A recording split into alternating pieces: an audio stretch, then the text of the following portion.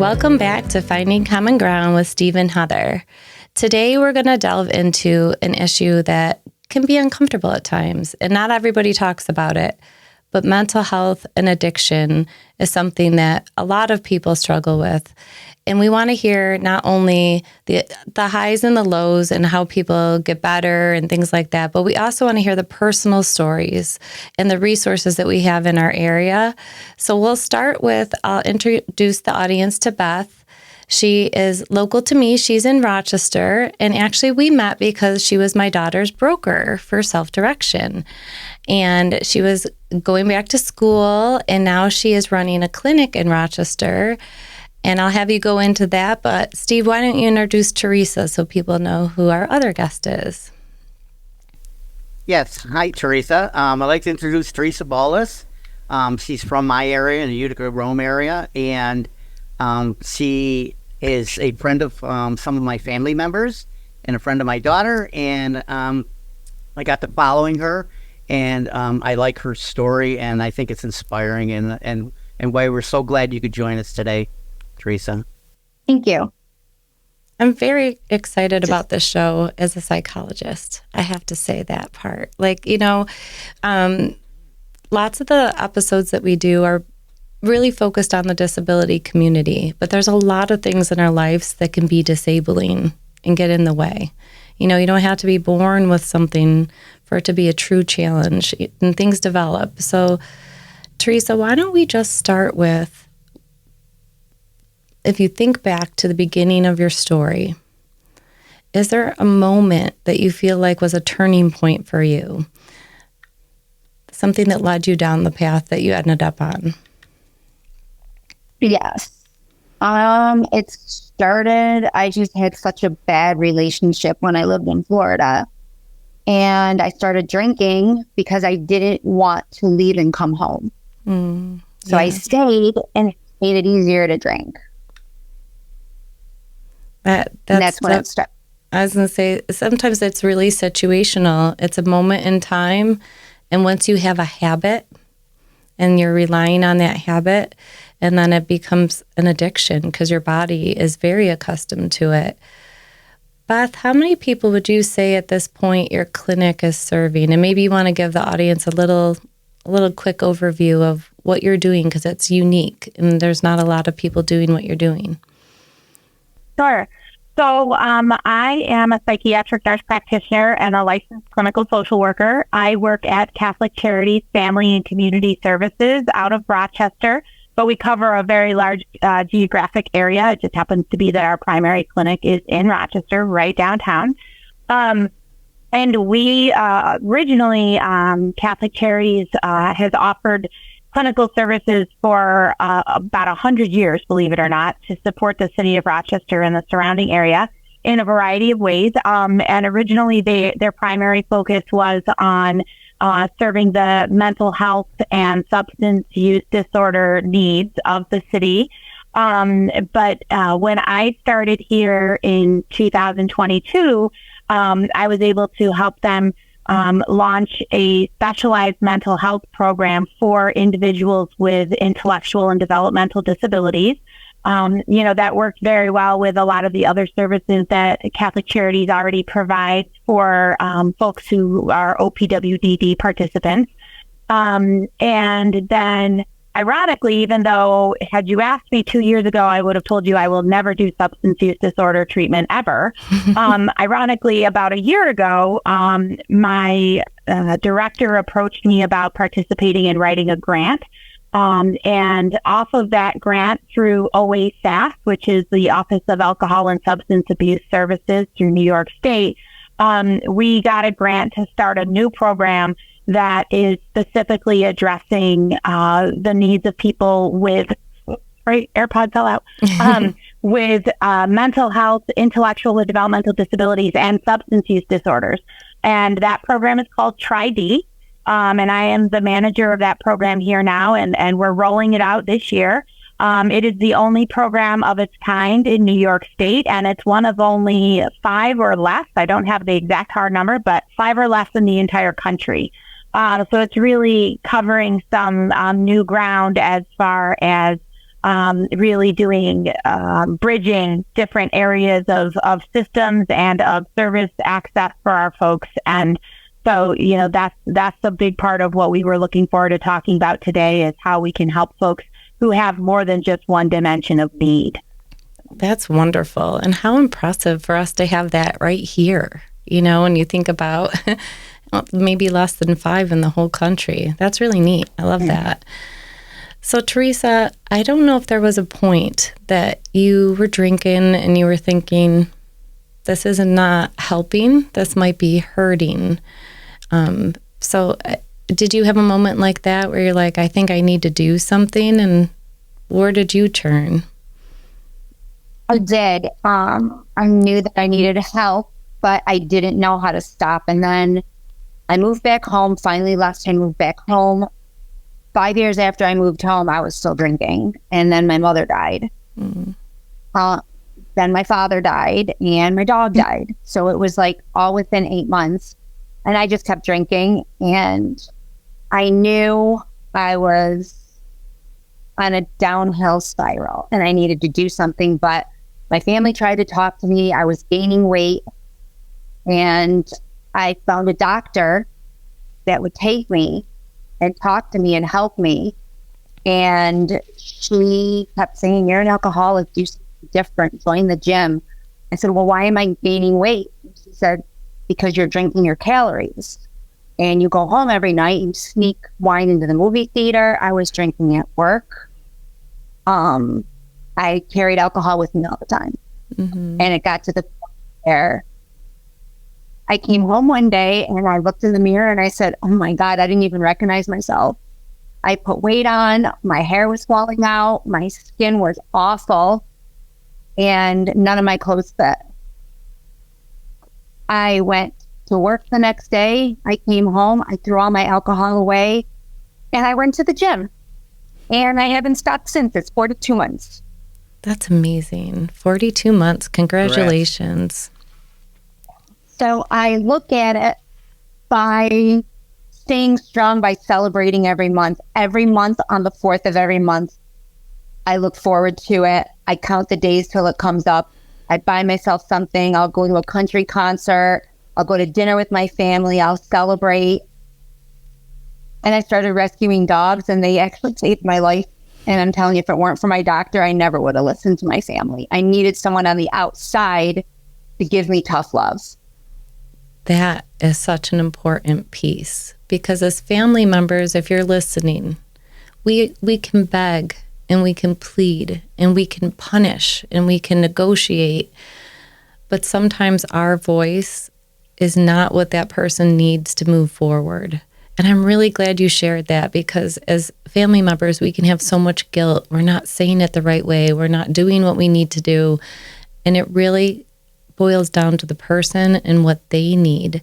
And I don't even know if you could have told them that in that moment, what you needed, because you might not have even known what you needed to get past it. But Beth, would you say that that's a common occurrence where people, maybe it's the disappointment factor with family members, or they don't want to be judged, or they could be part of the stress, right?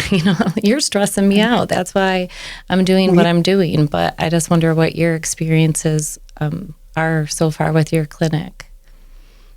Yeah, I think, we know that in any population dealing with substance use issues or anything where we're wanting to make a significant change, right? We've talked about the fact that changes are not just something that we look at making regarding, using substances, right? There's lots of things that we might want to get people to change in their life for what we perceive to be the better.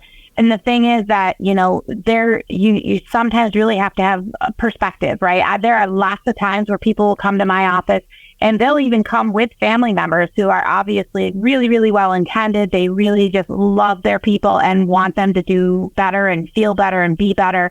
But the folks that come to see me, they don't hear it. And I think we have almost a filter where sometimes we just don't hear the things that our closest people are telling us, often because they've been telling us those things so often and so frequently that we've kind of learned to tune it out. But if we hear it from somebody else, especially somebody who maybe has a little bit of professional weight behind what they say, sometimes that's what it takes. Not always, because I can assure you that we don't always get listened to, but it certainly is one other way to go about, affecting change.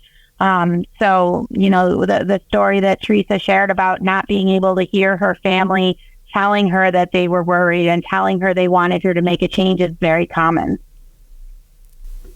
Theresa? Hi. Hi. I don't know too many families that don't have someone in their family that has some kind of an addiction. I have it in my own family. My closest brother is an alcoholic too. I'm not afraid to say it. I was one of the ones that would try to help him. What you're saying is exactly right. My brother tuned me out. Didn't matter what I did. He tuned me out. He wasn't listening to me.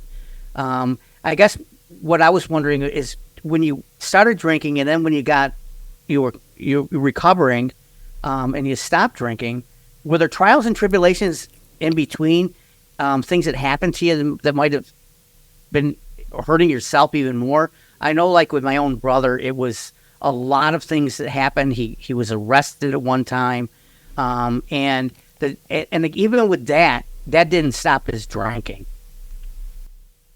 Yes. Unfortunately, I was arrested for shoplifting.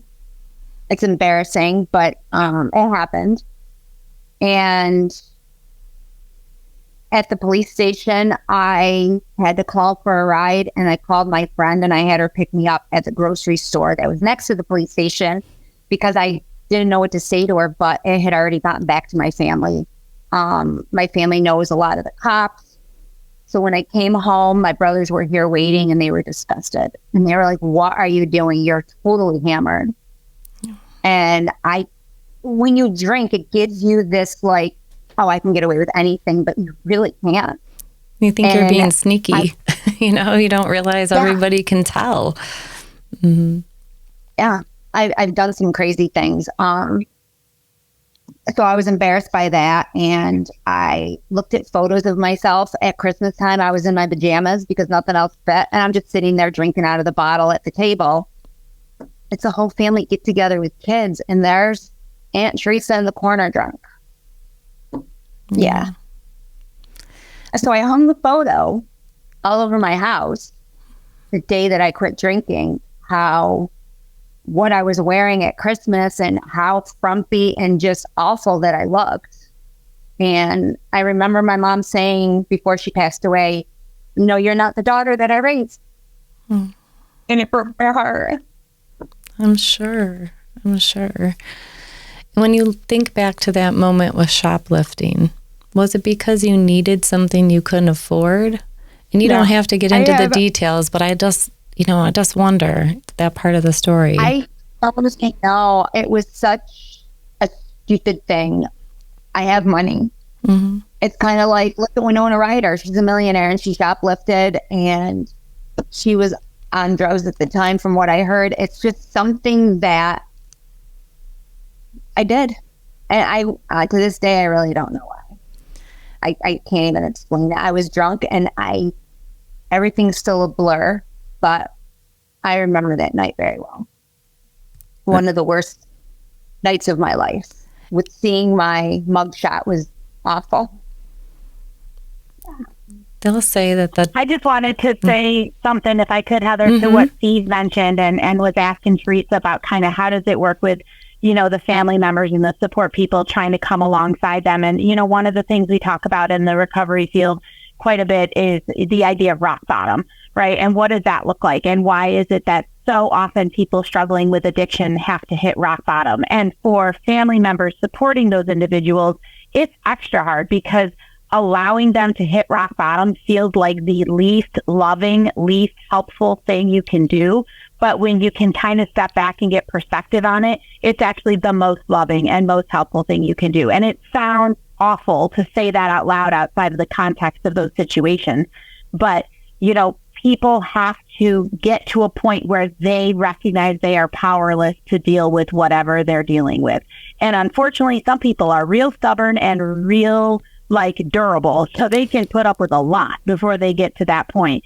So as I've heard the stories of people dealing with recovery and going through that process, you know, they'll frequently make multiple starts and stops to their process, right? And, you know, the family might start to feel hopeful. They're like, oh, that, you know, this is happening. It's getting better. And then, you know, something will happen and the person will start again. And, you know, we often say like, okay, they're not done yet. They haven't hit their rock bottom. Right. And so I just want to encourage family members, even though I know with my whole heart that it feels like a terribly harsh thing to do, that sometimes just getting out of the way of people experiencing their natural consequences from the choices they make, that is the best thing you can do to help. And I know it sounds super harsh and totally lacking of compassion, but if you talk, and Theresa, I'd love to hear your thoughts on this, but if you talk to people who are going through recovery or who've been through recovery, they'll tell you that was the best thing that ever happened to me.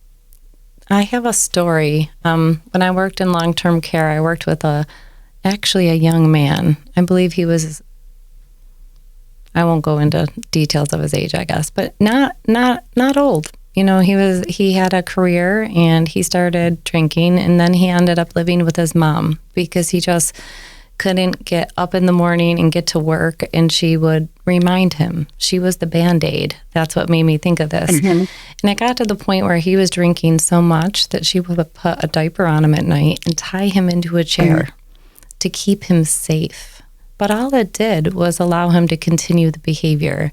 If you provide the diaper, you put the chair, you have him safe, you put the beer next to him and you go to bed, and then you make sure he's up and gets to work the next day, you're enabling him. And I think helpers do that really naturally.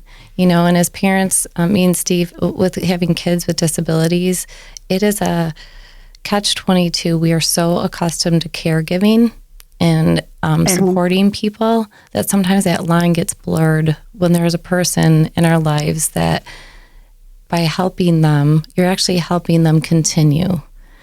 And you're right, that's the hardest thing.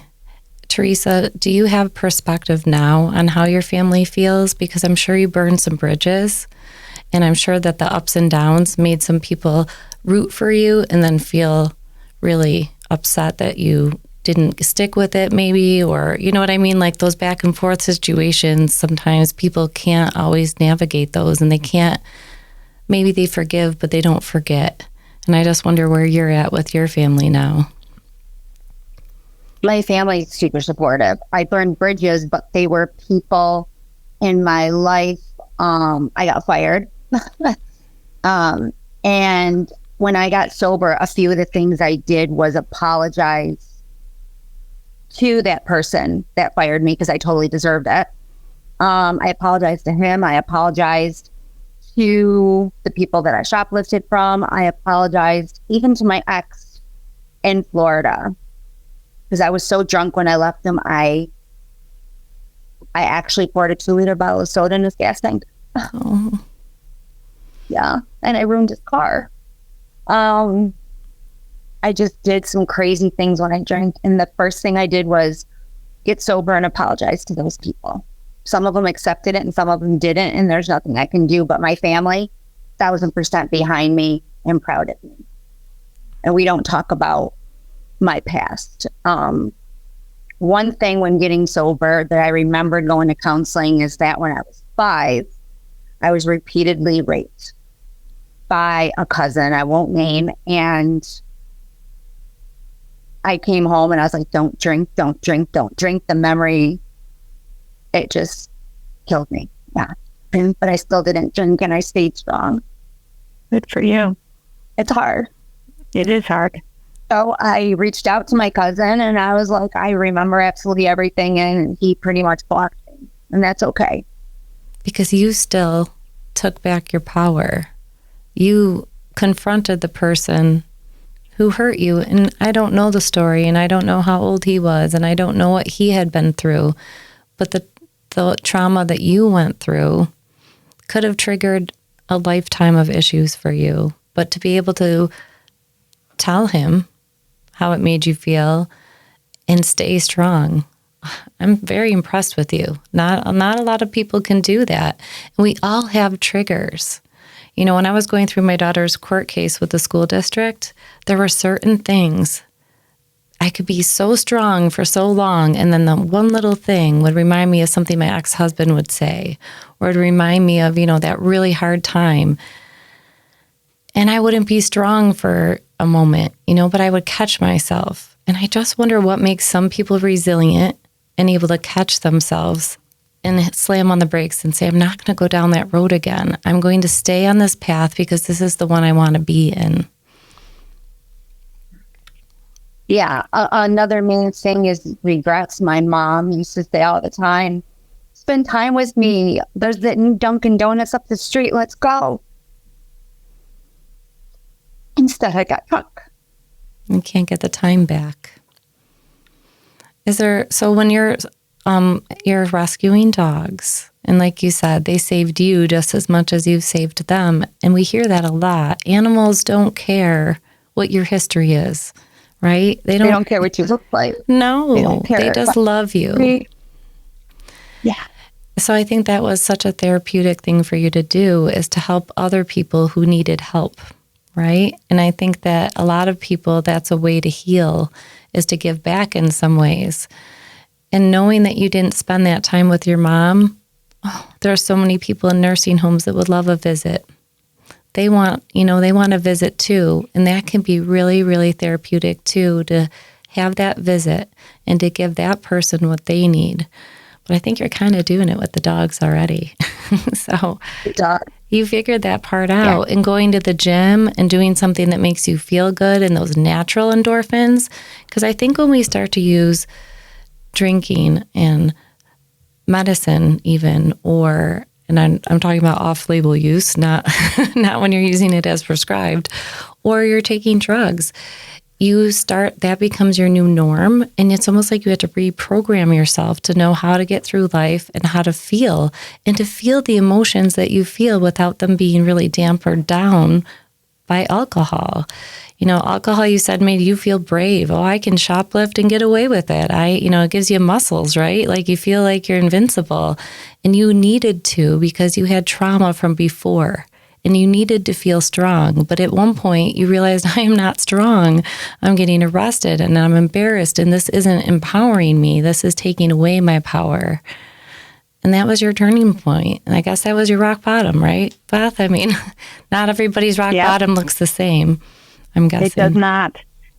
And if I may, I want to just jump in to just echo what Theresa was saying about, we know anyone who's lived through this is going to sit there and be like, well, obviously, Beth. But what we know, is that there is an incredibly high correlation between trauma, particularly childhood trauma, and later substance use. It is an incredibly strong connection. And we know that part of that is because, one of the lines that I've come up with, because unfortunately, especially in the city of Rochester, though it's not limited to the city of Rochester, trauma is a very prevalent issue. I mean, we could talk all day about that.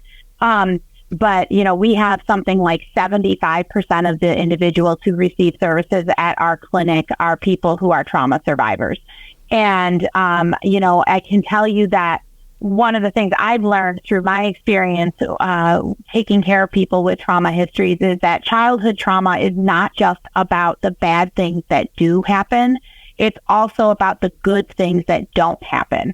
So coming at this, thinking about this from a developmental perspective, we know that we as human beings acquire so many things in early childhood and then throughout our development that make us ready for adulthood.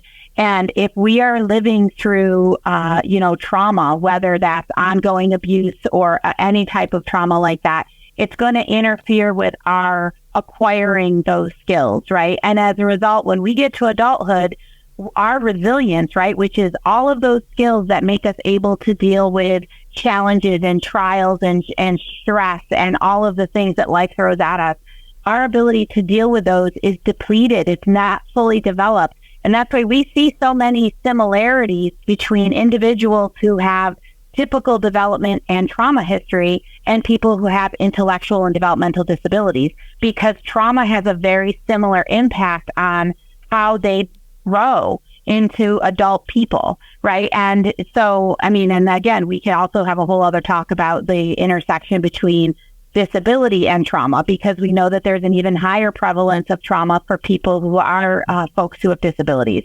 So, and just to circle back to what Theresa was saying, I think that, really recognizing, we need to do more and more and more as a society to be more trauma informed and to be more recognizing of how pervasive that problem is and how it severely affects people. I mean, even, Heather and I could talk about, the diagnostic system that we use in mental health, and the fact that, there are a lot of diagnoses that kind of end up with these sort of negative connotations to them, right? Negative labels. And, often the time, those negative labels are more frequently attached to people who have trauma histories. And I would argue that we're not doing the labeling right. We're not really identifying what is the problem. The problem is not the fact that the person, may have maladaptive coping skills or whatever, psychobabble term we want to throw at it, but that we're not looking at the fact that they had significant trauma and helping them address that. Because, I can't tell you how many times I've had people get to me in my career with diagnoses that totally fail to reflect their trauma histories. And they aren't even asked, right? They aren't even asked if they've had trauma. And I think that's terrible. And, in this day and age, everybody needs to be asking that question. We need to normalize, unfortunately, the fact that people come through life and most of them have some sort of trauma. And sadly, that's the state of the world that we live in. And until we really start to recognize how pervasive trauma is, we're not going to get a handle on these other issues that go along with it, right? We're not going to get a handle on the substance use prevalence. We're not going to get a handle on the prevalence of untreated mental health issues and, all the other things that happen, intergenerational trauma, until we really start looking at that in full light and acknowledge it. So I just wanted to, give you a lot of kudos, Theresa, for, persevering through all of that in spite of what happened to you and being brave enough to confront it. I'm not sure if Heather told you that we do therapeutic foster care, and it's interesting you mentioned the trauma stuff, because most of the kids that come through our home, that have intellectual developmental disabilities, which is most of them, all of them, I'm going to say, have trauma background history. Substance abuse parents, massive amounts of abuse and neglect and trauma. And we actually have 5 of those kids in our house now today that are in our home right now that are teens. And that's why I'm so glad you're on, Theresa. I hope you don't mind if I allow them to see this podcast, because they're coming to that stage now of their life, 14, 15, 16 years old, where they could start wanting to experiment with some of this and be, peer pressure and be part of their hang out with their buddies and stuff like this, and start spiraling out into some of these substance abuse things. So I hope you don't mind if I allow them to watch this, because I think it's inspiring what where you were and where you came from and where you are today. Absolutely. No, I appreciate that. I would love to help out as much as I can. And I'll tell you one thing, I will never go back to the way I was, no matter what life throws at me. It was a dark place, and I don't ever want to wake up feeling like that ever again. Because you were out of control. Yeah. I mean, being out of control is so uncomfortable. Yeah. It's a shame I had to hit rock bottom. It's a shame I had to, not just the shoplifting, but everything else, and burning bridges. And I drank every single day. I didn't miss a single day. And I wasn't a very nice person either. And my friends even tell me now, what a 360 I've done. I'm a totally different person. I also help the elderly. We were talking about the elderly. I'm sorry. Mm-hmm. And I was volunteering on Tuesdays on my day off. I was driving the elderly, and I met this one lady. Her name was Rosiah. She's a spitting image of my mother. It was like fate. And I drove her around for quite a while. Oh, See, those are those little moments, those little angel winks, where you just know that you're doing the right thing and that you're supposed to be on this path. And I say this to a lot of families that are going through crisis. It would be easy to bury our heads in the sand, to get in bed and pull the covers up over our head. But at the end of the day, does that make you feel better? And what's the example that you're setting? You want people are watching. And even if you don't have kids of your own, the neighbors see you. The neighbor kids see you. You know what I mean? And your cousin's kids see you. And at Christmas, how you said, there are kids there. And people are watching. And I always try to think like, what would I do to make my grandma proud? Or, why does my dog love me so much? I need to be that person in those moments. Like I need to channel that kind of energy, because there are people who love us unconditionally. But that doesn't mean that when we're spiraling out of control and hurting people, that they have to accept it with a smile and allow it to happen. Because I think that's the next part that we should cover. When somebody is in that situation where a loved one is out of control and they are causing harm, how does a family protect themselves from that in a way that doesn't hurt the person more, but protects them? I just wanted to jump on that, Heather, because I think, that's something that I see a lot.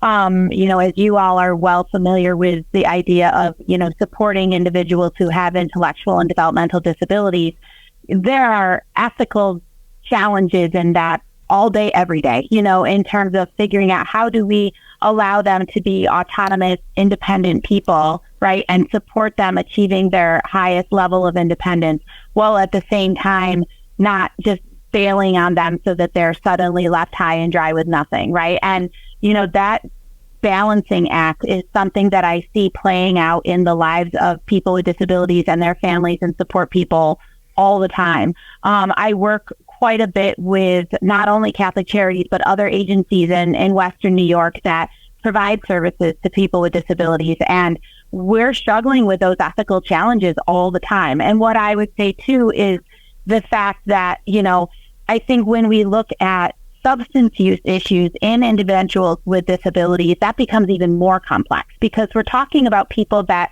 sometimes we're not even certain of their ability to make, good decisions for themselves to start off with. And then under the influence of substances, it just multiply that times 100, right? And so, as far as how the family members can support them, I would say the first thing is you have to make sure that you and your other family members are safe. And unfortunately, that does sometimes mean making hard decisions about the person that you love who's having the trouble with the substance use issues. But in my work with a lot of families who have kids with behavioral issues or adults with behavioral issues, no matter what, I start off with a conversation about safety. And the idea that, even if, no matter how much you love somebody, that does not give them the right to hurt you or to, make your home an unsafe place. So, it's like the old line, they say that, you can't pour water out of a pitcher that's empty, right? And so if you don't take care of yourself and you don't make sure that you and your immediate family are safe and okay, you're not going to be able to be any kind of help to your person who's struggling. So first and foremost, I would say ensure your own safety. And, if you need help with that, that may unfortunately involve a phone call to 911, right? Or to mobile crisis or to whomever, because that is what you have to do to ensure that basic level of safety that everything else builds off of. And then from there, if you are in a position of security, you're a lot more able to come alongside and provide them rational, reasonable counsel and guidance and, suggestions. But again, recognizing they may choose not to be safe, but that doesn't mean you have to not be safe. Mm-hmm. And, I know that, again, that's a really, really hard thing to do as a family member or a support person. But I would say that is absolutely the first step, because everything else builds off of that. And when there are children involved, this is the psychologist to me, guys. We need to speak honestly with kids. Right? Yeah. We have to be honest. What we do a lot of times is we hide the problem because we don't want the kids to be traumatized by it. But guess what? They know that Aunt Theresa was drinking, right? Like they know. And so when we minimize it or we pretend it doesn't happen, that actually gives them the wrong narrative playing in their brain that we can drink, we just pretend we're not, or we don't talk about it. So I say to families all the time to be thoughtful in how you talk about it. And you definitely don't want to make the person out to be a bad person, but you want the child to know that we wish this wasn't happening, and that when she's in this position, she's not making good decisions, and sometimes she's not safe. And that can be scary. And having those really honest conversations with kids gives them this script in their head, this idea that when they're older and they're in those situations, they have the whole story to rely on, and not just what they remembered, not just what they saw, because they see bits and pieces and they kind of put it together in their own way. And we want to make sure they're putting it together in a way that keeps them safe. And I know when I was going through a divorce, this is kind of related, kind of not, but my ex-husband wouldn't show up to pick up my girls to bring them somewhere. And, my one daughter was old enough where she's waiting looking out the window, waiting for him. And at first I'd make excuses. Oh, maybe his car broke. Maybe his alarm didn't go off. And I was working with the counselor and she said, stop lying and just say, oh, I'm so frustrated he didn't come. I'm so sorry he did that to you. You were waiting and you were excited. And I think if we talk to children in that way, it actually empowers them. We're showing them that it's okay to be upset. We're kind of in this society where we're not supposed to raise our voice. We're not supposed to be rude. And I'm not telling little kids to be rude to Aunt Theresa or my ex-husband even, but at the same time, they should know that people don't think it's okay. And that it's okay for them to be upset about it, because we're each going to have our own feelings when somebody's in crisis. We're all going to have different feelings about those things. So we have a few minutes left. Is there anything else that you feel like, Theresa, you want to make sure that people walk away with from this story and feel empowered or inspired or hopeful? It's fair. Hopeful. Absolutely. Like I said, I'll never go back. I make sure that every day I live in the moment and I try not to think of my past. I try not to think of the abuse. When I drank, it was easy to deal with life more than it is sober. And that's a hard thing. I think some people, why they go back and forth with it. But when I quit, I stuck with it. You have to stick with it. It's only going to get better. You don't want to backslide or take a step backwards into that life again. If you can just find something to do, rescue a dog, go to the gym, take a drive. I had to call the suicide hotline a couple times. And actually my doctor called the suicide hotline and I had to be checked in the hospital because I showed up at her office drunk one day for an appointment. Like I said, it's that tough love. You have to remember where you were and how far you came and just keep going forward. I am so damn proud of myself. And my brother died a year ago. And let me tell you, he helped me. He used to tell me, you sit home all the time, you drink. And once you got sober, you still sit home. Why don't you start doing stuff? Let me tell you, I go on a vacation every month to a country concert, Nashville, Minnesota, chasing Morgan Wallen. So, and stuff to do. Find stuff to do and don't go backwards. You can celebrate new things. In our culture, food and alcohol are part of every celebration. It's ridiculous. If you're trying to be healthy, I tell people all the time, instead of buying yourself that piece of cake, that you have your eye on, give yourself some flowers or the pair of jeans that you don't want to spend that extra money on. Yeah. But man, they make you look good.